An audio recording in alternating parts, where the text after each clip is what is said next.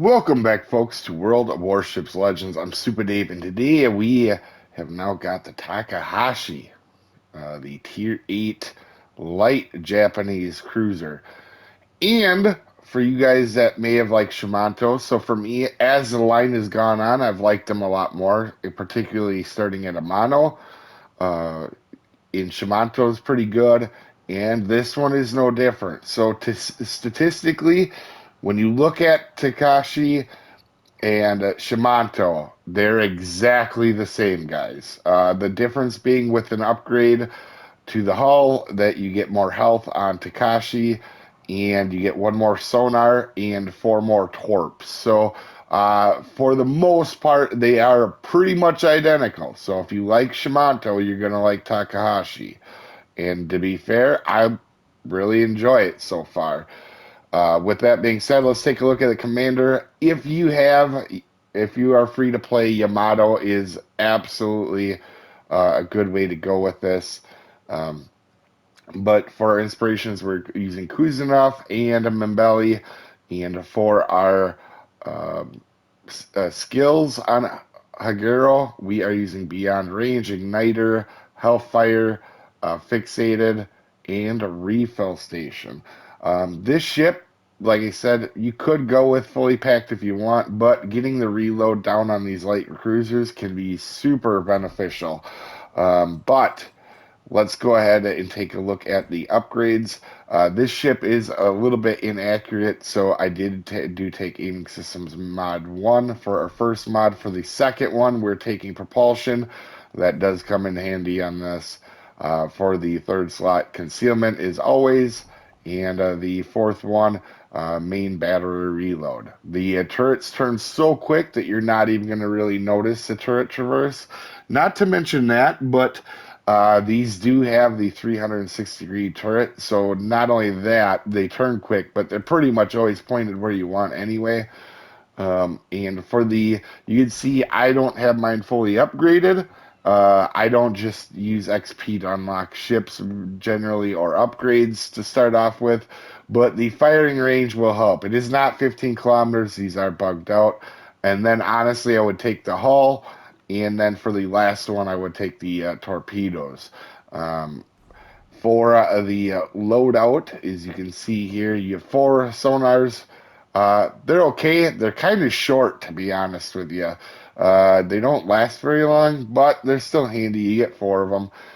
Catapult fighter is what I would recommend, unless you're in a division with an aircraft carrier, to be honest with you, because these can help you spot, and you have two repairs. Now you can go fully packed and get, five, four, and three, but honestly, a lot of time I'm using island cover with this ship. So if you need heals, that means you are in a world of hurt besides just needing one extra heal. Um, for the specs on it, you can see survivability. These stats are almost 100% identical to Shimanto. Being the exception, you get one more sonar. The torps are a little bit better, like I said, but you get Shimanto fully upgraded is 44,000 health.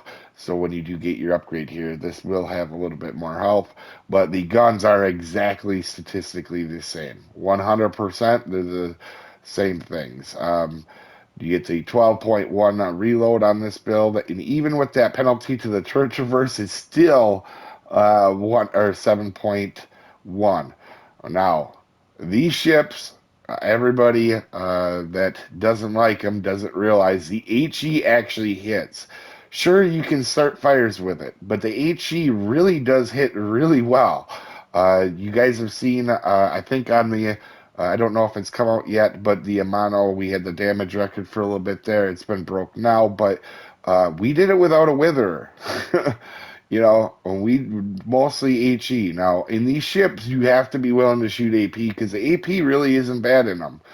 You get a broadside, especially on a cruiser within 10 kilometers, and you can shred it. Torpedoes, you do have a really solid torpedoes. And you just fling them out there whenever you get a chance. You never know what you're going to hit. And they do quite a bit of damage. AA defense, pretty decent. Haven't run a lot of carriers, but again, this is basically the same thing as Shimano. It's actually without the hull upgrade, it's slightly less than Shimano. So, uh, when you're playing it, you're gonna be able to shoot down some planes. It's not gonna be overly epic, but it is gonna be handy. Maneuverability 34.5 knots, 860 turning circle. It is a long ship, so it does not turn the world's greatest. So, but at tier 8, not a lot of stuff does. And again, Shimano doesn't turn the greatest. But for your concealment, it's 10.7, and you're not that you're going to have a whole lot of issues with it, but because you don't have smoke. But if you do run across smoke, your smoke firing penalty is 6 kilometers. So statistics, again, now that I've gotten a little bit better with this line, you can see a little bit better luck. With this. Now, the main gun accuracy is a little low for a cruiser. It doesn't have the world's best accuracy, but also I shoot a lot of destroyers. Again, that's why my damage in cruisers is a little bit low, because cruisers generally are built to take out destroyers, not just put battleships on fire, although these are good at it. But when you see a destroyer in these, you want to be hitting them. So you can see all my games in this have been right around that 70K. It's pretty consistent for the most part. And for the armor here, it doesn't have a ton of armor. This line doesn't, but at this rate, you can actually dodge stuff a little bit better. And like you said, you're going to be behind island cover a lot with this ship. So you can see your bow and stern are 25, meaning anything over 14 inches can overmatch you. So at tier 8, pretty much every battleship. But you can see we're going to take this off. You do see underneath it does have a little bit of armor. You can bounce a lot of cruiser shells if you're angled. But again, don't rely on this armor to save you. It can be tanky, if you're getting attacked by cruisers, but a battleship gets a hold of you. And this thing is not long for staying in this world here. So outside of that, you can see the Citadel pretty long on this ship. This is a long ship, and the Citadel is long, and it sticks very close to the sides, and that's one thing. So you're not going to get a lot of overpens from battleships on this thing. They're not going to go all the way through your ship like a lot of cruisers are. This thing has a pretty wide Citadel on it. As we go ahead and start this match and check who we're up against, I do want to say it is disclaimer time. This is a beginner's guide to help out people just learning this ship or learning the game in general. This is not for professional gamers that know everything there is to know about everything. There is also multiple ways to build and play ships, so opinions will vary.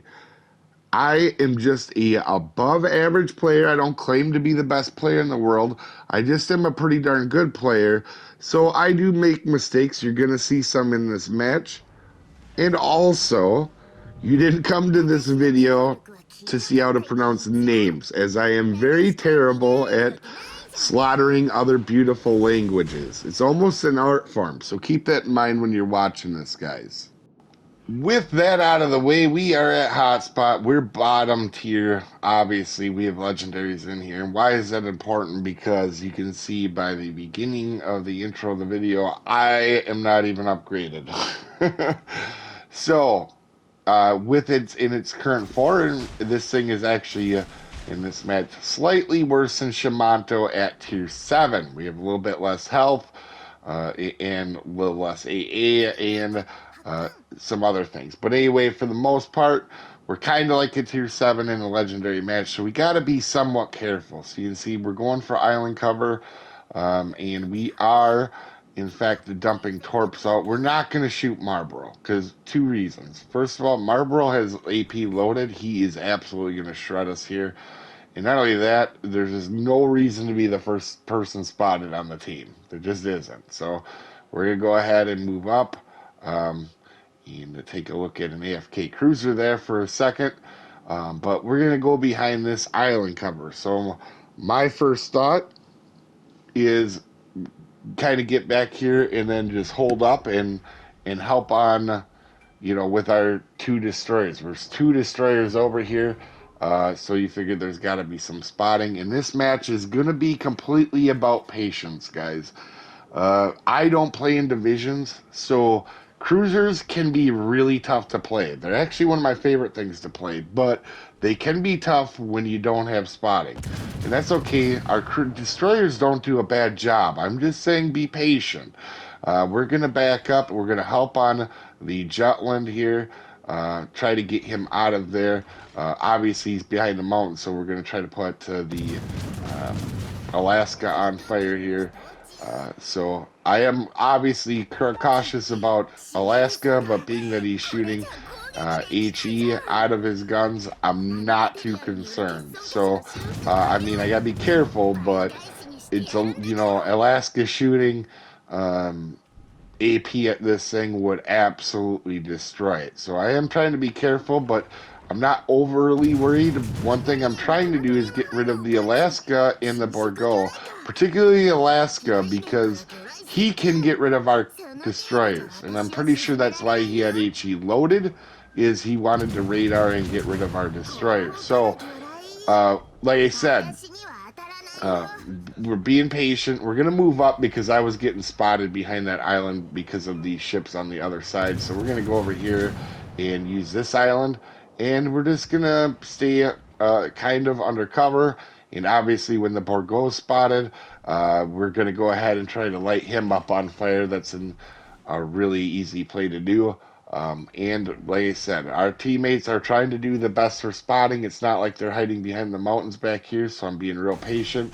Just in case the ship is coming from that side around the mountain, and there tends to do that on a hot spot, we're going to go ahead, throw torps over out there. Honestly, you just chuck these torps out when you have the opportunity.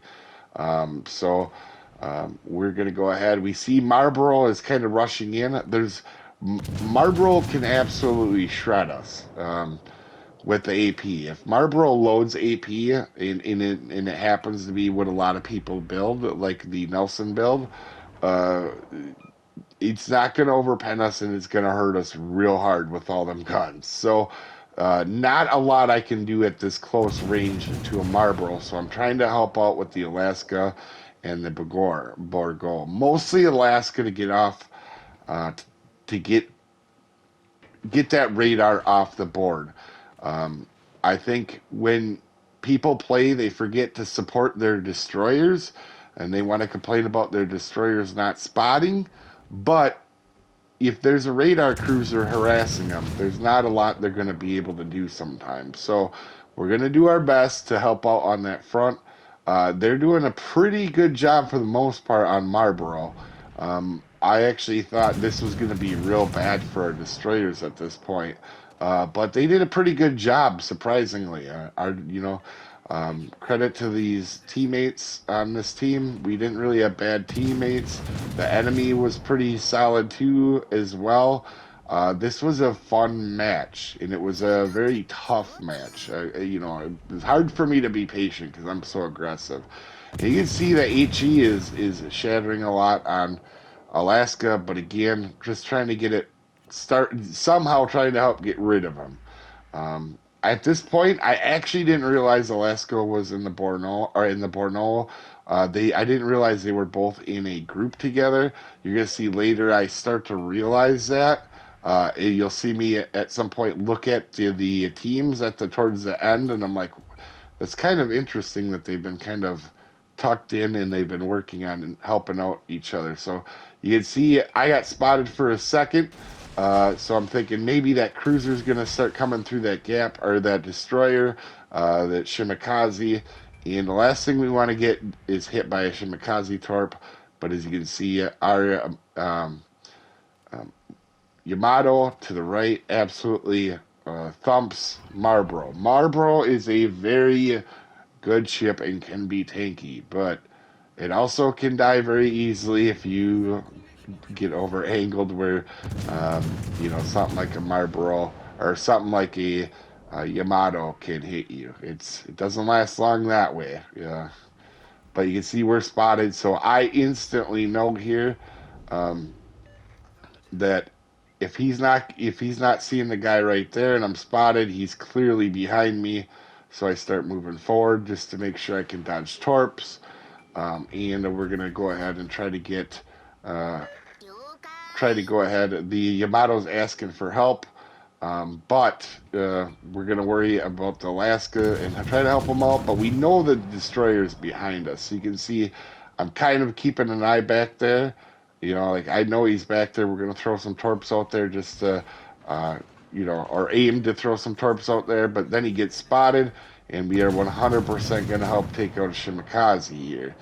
Now he goes dark, he gets out of the radar, so I'm going to throw some torpedoes just in case he decides to get back. Trying to make sure I'm not going to get dev struck by anything back there, but again, cruisers, if you're a cruiser player and you get a whiff of a destroyer, you have to try to take it out if you can. But you see, they tried shooting at me over there, got unlucky. We're going to go ahead and move up. And credit to our destroyer player here. He comes out and spots the destroyer for us. You see, the destroyer is now spotted. I take a look over to help out, make sure I'm not going to get smoked. And then we're going to work on lighting this Shimakaze up here the best we can. Um, Also, at this point, I know I'm going to take some hits, but we got to get rid of this destroyer. And again, our destroyer player radars him, and the Shimakaze is not going to last very long here. So, really, into the Shimakaze's credit, he did real good too. He spotted us on our side for a while. It wasn't a terrible play on his part. It was a lot of fun. This was a match, lately I've had some rough matches with teammates, and you're gonna see them in matches, even in today's match. You're gonna see some rough play, but this was one of the ones that was fun. It was tough, and now um, I let the Yamato know, hey, I could use some spotting on that back line. They're gone, but there's a battleship in sea cap, so I throw out the torpedoes, thinking he's gonna charge out because that has to be the Carl, because the Borgo is on the right side. So he's going to be probably pretty aggressive. So we're going to throw torps to the gaps of sea just in case, right? So one thing I forgot to tell Yamato is spot for me, but maybe not come out flat broadside. So this is the one mistake one of our teammates make. It happens, everybody gets caught, but he comes out broadside, and then you're going to see the next time we look at his health, it is gone.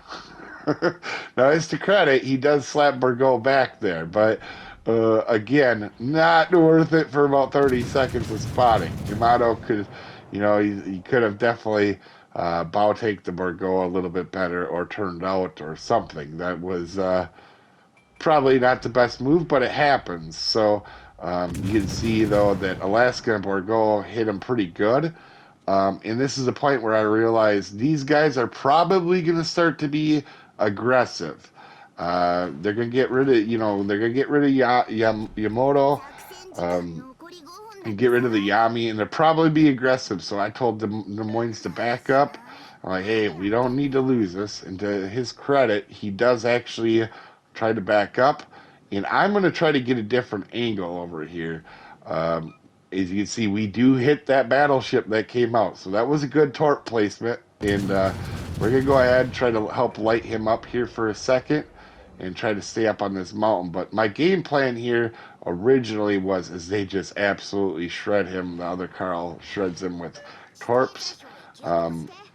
My plan was to actually start to go out, but once the Carl got there, I realized I got to wait a second. So we're going to back up. You can see Des Moines is backing up.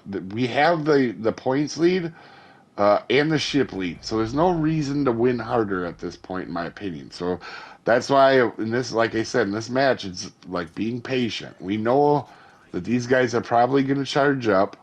To be honest, I probably should have sent torpedoes out there, but I was thinking I could probably hang on to them in case one of them tries to sneak up. And also, there is a Schroeder to our left, and I'm not going to chase down a Schroeder. There's no reason to chase down a Schroeder. A Schroeder has to come to you to be effective with his secondaries, so there's no point in chasing him down. So I'm not even going to worry about it. I'm not going to shoot my guns. I'm actually just going to turn to the right, and we're going to head in for spotting, because there's nothing on the map now that I have to worry about out spotting me. You know, like I can spot Alaska before he spots me.